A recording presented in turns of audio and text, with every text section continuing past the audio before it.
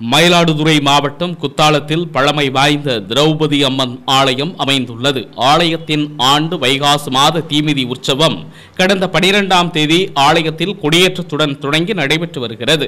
5ஆம் நாள் நிகழ்ச்சியான திருக்கல்யாண உற்சவம் ஆலயத்தில் நடைபெற்றது. இதனை முன்னிட்டு பக்தர்கள் சீர்வரிசை எடுத்து வர வேதியர்கள் மந்திரம் ஓதி யாகம் வளர்த்தனர். தொடர்ந்து திருக்கல்யாணம் தொடர்பான சடங்குகள் நடைபெற்றன. மாலை மாற்றும் வைபவம் உள்ளிட்ட சடங்குகளுக்கு பின்னர் மாங்கல்ய தாரணம் எனப்படும் திருக்கல்யாணம் நடைபெற்றது. இதில் சுற்றுவட்டார பகுதிகளைச் சேர்ந்த ஆயிரக்கணக்கான பக்தர்கள் பங்கேற்று சுவாமி தரிசனம் செய்தனர். அன்றாடம் நடக்கும் செய்திகளை உடனுக்குடன் தெரிந்து கொள்ள உங்கள் அரசு நியூஸ் சேனலை சப்ஸ்கிரைப் பண்ணுங்க.